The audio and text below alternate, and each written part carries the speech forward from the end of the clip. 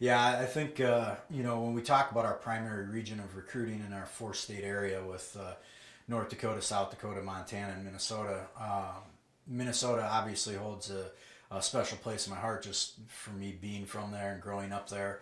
But more importantly, I mean, the heart of our conference is in Minnesota. When you have 9 of the 16 teams that are based in Minnesota, that's we're going to play most of our games there.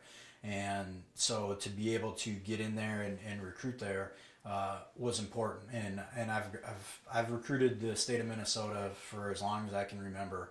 And the thing here and what you hear from a lot of supporters is, they're amazed that we're able to bring some kids in from Minnesota that hasn't been done in the past. And I think there was some fear of competition and maybe some lack of knowledge of where to go and recruit in Minnesota, and a little bit of that. But for us, because of the proximity and because of where we play, that's why it's so important.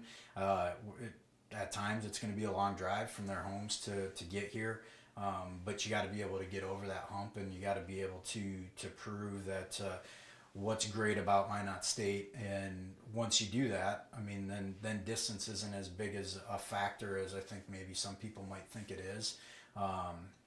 It's closer than recruiting somebody from Arizona or California, but they'll make those trips without thinking twice. But the more difficult part of Minnesota is there's so many college football options there that it is competitive. But for us, we wanted to make sure that we recruited the right kids, and there's a lot of kids that we didn't recruit or even get on visits because of their fear of the distance or looking at our roster and there's no Minnesota kids on our roster. Well, until we get the first one, there won't be any. And so I feel like we brought in some really good kids that are going to help us in the future for not just that recruiting piece, but also for us to be successful on the playing field. So first of all, we have Connor Houston. He's out of Howard Lake, Minnesota, a linebacker. He's somebody that you fall in love with right away just by his personality and his attitude, and he's from a small high school, but he's definitely a cowboy type kid. He's all about being an outdoorsman, and his family's really big into hunting and fishing and snowmobiling and all those type of things, which, being in North Dakota, I mean, we have all those options, and his family has been out in this area quite a few times as he's grown up. So it was familiar to him. Came to our camp in the summer. He came on a game day visit, which, they play on a Friday night, and he's here for a 1 o'clock game on a Saturday. That shows you a lot about his commitment and his interest and really his toughness, to be honest with you. But Connor's a kid that he'll fly around. He's going to play linebacker. I couldn't tell you if he's going to be a Mike or a Will backer at this point. They're pretty similar positions. I have an idea of what it might be, but we'll see as he finally starts to kind of grow into his body. He's still pretty thin in terms of what we want him to be, but I'm not concerned about that. He's still in high school. But Connor's a great kid. And then you also have one of his teammates, Brennan Barth, who we got onto kind of through Connor. Brennan played quarterback and defensive back in high school, and for us, he's going to be a safety. Tough kid. He's one of those kids that's first in the weight room, last out of the weight room. After we started recruiting him and got him on board, now we start to see some of his basketball highlights, and he's running up and down the court and dunking and doing all these things. Tells you a lot about his athleticism and the things that are going to translate to us on the football field. And I think he's probably one of those kids that may have flown a little bit under the radar, not under ours, but under others. And Connor might be a little bit that way too. We're lucky and a little bit of blessed that one of their coaches played for me previously in college, and he was one of those guys that was an epitome of a tough kid. And so when we're recruiting and I can talk to a guy that played for me and knows exactly what I'm looking for and exactly my personality and philosophy of how I want to build a team, well, he's helping us recruit, and he's giving us the insight on what they're good at, what they're bad at, and he's not going to pull any punches, and I wouldn't want him to. But he was critical in helping us with those two guys, and those two guys are going to be awesome. There's no doubt in my mind, and just having that toughness factor, and I think they're going to kind of be some of those guys that they'll be out in front as leaders, because they've already proved that, with how they kind of handled the recruiting process, and those guys coming to a Saturday 1:00 game after leaving their Friday night game and just driving up here through the middle of the night and pulling over at a truck stop and sleeping for a couple hours just so they can get here because they don't want to be late. I mean, that's pretty important. And so for us, I mean, those are two great guys. Those are our first two Minnesota kids. And it just started to kind of domino effect a little bit after that. The next guy is Jackson Green, linebacker out of Apple Valley, Minnesota, down in the Twin Cities, literally next door to where I grew up. So I'm really familiar with his program, familiar with the area that he's from, and he's a guy that's an inside linebacker, also a long snapper. So two areas of need for us, and so for us, he's going to be a linebacker, but he's going to snap. And so we'll see. I mean, I don't want to pigeonhole him into just being a long snapper. He's got too much value at the linebacker position, but he's also the son of a football coach. And so there's so much value in that piece of it as well, just because he knows what it takes to work hard and be accountable. And a lot of times, if you're not the son of a coach, you don't get held to a certain level of accountability. But when you're a son of a coach, and a lot of coaches will kind of push on their sons a little bit harder, or they won't love their sons up as much as other dads do because they don't want to show favoritism. And to be able to handle that as a high school player is I mean, that shows you a lot about maturity and those type of things. And so Jackson is a guy that we're really excited about. I was getting real antsy with him on wanting him to jump in the boat because he had a lot of other options too, and options that we're going to play against in every year that he plays.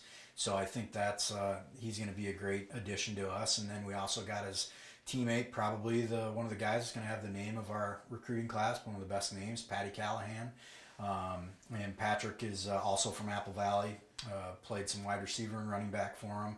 A really good athlete, and like I told him, he could play a lot of places for us. And just because I love his personality, I love how hard he plays and the toughness that he is. Unfortunately for him, he missed most of his senior year with an injury. So he was a guy that was for sure under the recruiting radar. And, I mean, for us to be able to get him and knowing that his best days are still ahead of him and what he'll have to offer, I don't know where it's going to be. I mean, we want him to start where he's most comfortable, and he wants to start at wide receiver. And I think he can add a lot for us there, not just his toughness, but just his skill set. But I also told him, when I met with him, that I'm selfish, so I might pull him over onto defense. But if I do, it's because he's going to play and can do some special things. So those two guys out of a great football program in Apple Valley, I think that's a huge addition for us, and really a huge recruiting push for us to be able to get a couple kids right there out of that program. Staying in the Twin Cities, we also got Pat Boland, a big linebacker out of Elk River, Minnesota. He's a true thick Mike backer. He's got some length. He's got some thickness to him already as a high school kid. Played on a great program, won a state championship in Minnesota. I mean, so all those things kind of go into his pedigree of kind of how he's grown himself as a football player, and we're really excited to see how that's going to help us and affect us, and really be a huge role player for us. And it could be earlier than later. I don't know. I think that there's always the unknowns in recruiting, but what I'll tell you is his size and his personality and his family background, that those aren't unknowns, and those are what really excite us, and what he's going to be able to really offer us there. And then also out of the Twin Cities, out of Coon Rapids High School, is Caleb Ness, an outside linebacker kid. If you looked at him on the fly, you think he's probably a hockey player. He's got some really nice long hockey hair that's going to come out of that helmet a little bit. He'll rival me a little bit on the missing tooth factor, I think. But what he is he's very athletic. He's going to play outside linebacker for us, can blitz the quarterback, cover space, be able to cover those little quick slot receivers. He's got some really good length to him. And again, he's played in one of the toughest conferences in Minnesota in high school, so he knows competition. He knows what he's got to do to be able to compete. So I think he's another guy that he had to overcome some of the same things that prior coaches here didn't want to have to overcome in the recruiting of Minnesota, which was distance and things like that. And so we were patient with him as he was weighing his options and what was going to be the best fit for him. But I think at the end of the day, he's a great fit for us, and I think we're a great fit for him. And when you put those two pieces together, then you're just going to skyrocket on your growth. And then we also signed a kid out of Rochester, Minnesota, out of Mayo High School, Adam Irvin, and he's a defensive tackle. He's somebody that we had here at camp, and somebody that we've been on for the whole process. And Rochester's even further away. I mean, it's in the backyard of one of our competitors, and it's another hour south of the Twin Cities. So you're looking at about an 8-hour drive, and so for him to show that desire to come up here and be a part of what we're trying to do says boatloads about him and his personality. I think you see him on the fly right now. You wouldn't think that he could be a dominating defensive line because he hasn't grown yet. He hasn't put on a ton of size and strength and any of that. But again, he's a high school senior. We're not expecting that. But what we are expecting are great things out of him as he goes forward in our future. So, to get the number of kids we got out of Minnesota was pretty important to me, important to our recruiting for the future, but really most importantly, just important to the growth of the internal workings of our team.